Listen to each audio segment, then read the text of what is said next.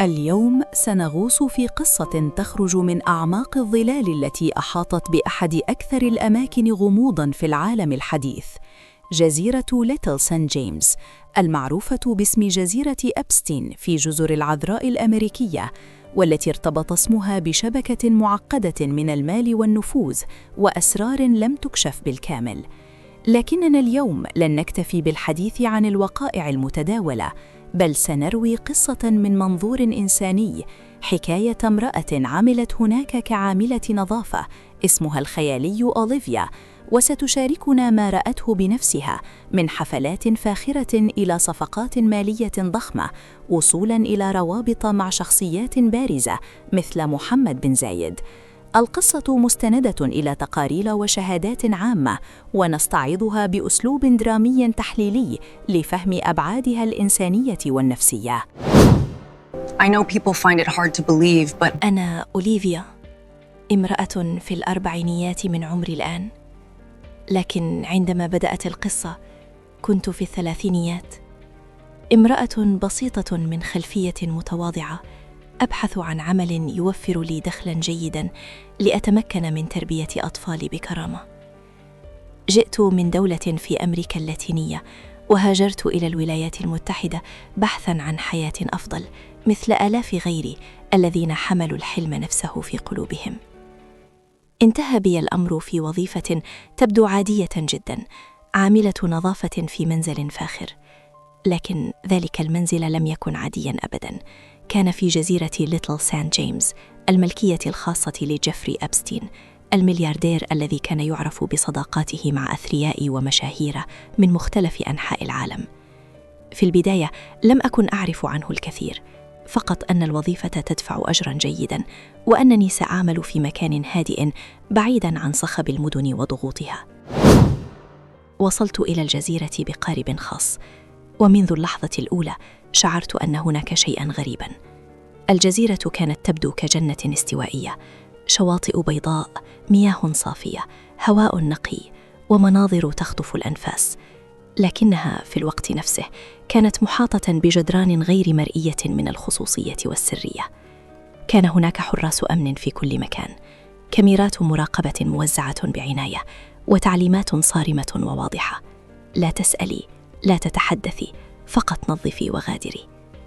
في أيامي الأولى كانت المهام روتينية: أنظف الغرف الكبيرة، أرتب الأسرة، أغسل الأطباق بعد الوجبات الفاخرة. المنزل الرئيسي كان قصراً حقيقياً، غرف نوم متعددة، حمامات من الرخام، صالة رياضية متكاملة، وحتى غرفة تدليك خاصة مجهزة بأدق التفاصيل. كل شيء كان يوحي بالفخامة المفرطة. لكن سرعان ما بدأت ألاحظ أشياء غريبة. كانت هناك صور معلقة على الجدران، صور لأبستين مع شخصيات مشهورة، رؤساء دول، نجوم هوليوود، رجال أعمال كبار. وكانت هناك أيضاً صور لنساء شابات، بعضهن يبدون صغيرات جداً في السن، مبتسمات بطريقة تبدو مصطنعة وغير طبيعية. كنت أتجاهل تلك الصور في البداية لأنني كنت بحاجة ماسة إلى الوظيفة. ثم بدأت أرى الحفلات، أو تلك الحفلات كانت تبدأ عادة في المساء عندما يصل الضيوف بطائرات خاصة أو يخوت فاخرة. كان يطلب مني تجهيز المكان مسبقاً، ترتيب الطاولات، وضع الشمبانيا والكافيار، التأكد من أن كل شيء مثالي. وبعدها يطلب منا نحن العمال الاختباء في المطبخ أو في الغرف الخلفية. لكن رغم ذلك كنت أسمع كل شيء، وأحياناً أرى من خلال النوافذ أو الأبواب المفتوحة جزئياً. كانت الحفلات مزيجاً من الفخامة والفوضى، موسيقى عالية، ضحكات، أضواء، ونساء شابات أنيقات يرتدين فساتين قصيرة، بعضهن يبدون في سن المراهقة أو أوائل العشرينيات.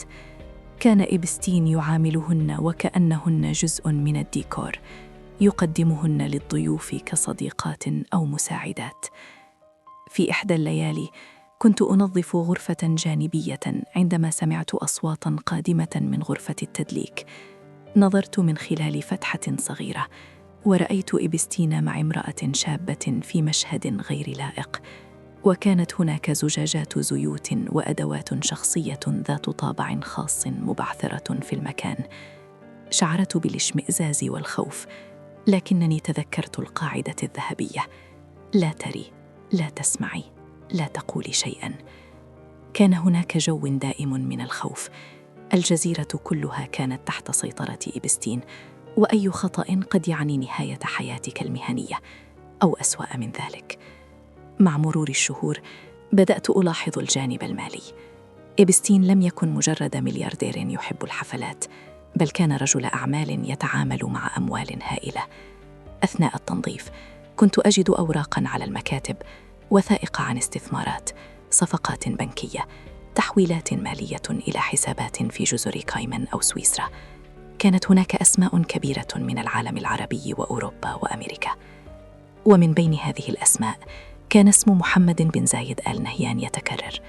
في البداية ظننته مجرد اسم ضمن قائمة ضيوف، لكن مع الوقت فهمت أن العلاقة كانت أعمق. سمعت إبستين في مكالمات هاتفية يقول: MBZ سيرسل التحويل قريباً، أو الحفلة القادمة ستكون خاصة للشركاء العرب.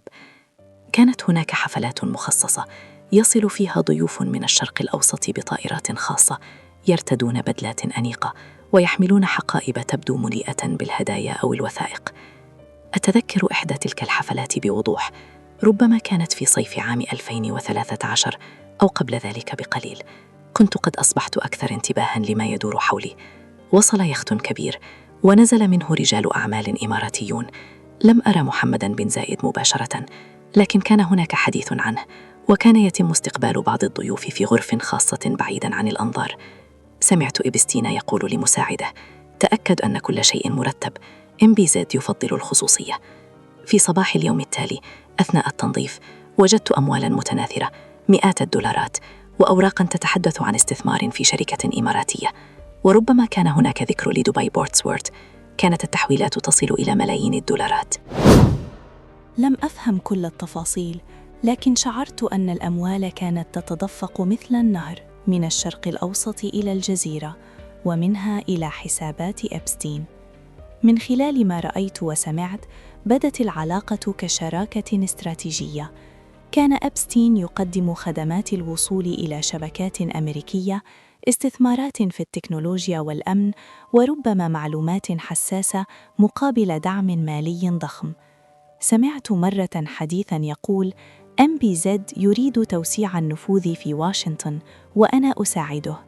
كانت الحفلات أداة للتواصل يلتقي فيها رجال الأعمال بالسياسيين والمشاهير بالمستثمرين، لكن خلف ذلك كله كان هناك جانب مظلم. بعض النساء كن يبدون غير مرتاحات وكأنهن مجبرات على التواجد. مرة رأيت دموعاً في عيني إحدى الفتيات، سألتها إن كانت بخير، فقالت: لا تتدخلي، هذا جزء من الصفقة. شعرت بالعجز لأنني أنا نفسي كنت جزءاً من هذا النظام. الجزيرة كانت سجناً ذهبياً، للنساء كانت مصيدة، للعمال كانت مصدر رزق ممزوج بالخوف، وللضيوف كانت مساحة للنفوذ بعيداً عن أعين الإعلام. رأيت تحويلاً بقيمة 10 ملايين دولار في وثيقة واحدة مرتبطة بشركات إماراتية. وجدت مرة حقيبة مليئة بالنقود، وبداخلها ملاحظة تقول: شكراً على الترتيب MBZ. لم ألمسها، لكنني فهمت أن المال كان الوقود الذي يحرك كل شيء. رأيت رسالة مطبوعة تتحدث عن استثمار إماراتي في شركة إسرائيلية للتكنولوجيا، وكان إبستين وسيطاً. كان ذلك قبل سنوات من اتفاقيات أبراهام، لكن يبدو أن البذور كانت تزرع هناك. الجزيرة كانت مركزاً لدبلوماسية خفية، حيث يلتقي الشرق بالغرب والمال بالسلطة.